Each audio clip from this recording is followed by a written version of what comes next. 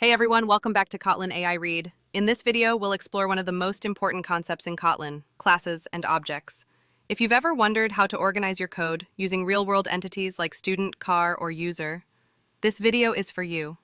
We'll break it down with easy examples, and by the end, you'll be ready to write your own custom Kotlin classes like a pro. Let's start with the class. So what is the class? A class is a blueprint, a custom data type that lets you group together properties and functions. Think of it like a mold for creating objects. Here is the example. As you see, we have a class name as student, which have two variable name and age of different types, and there is a function displayInfo which is used to print the details of a student. Here, student is a class with two properties and one function. Now let's start with creating objects.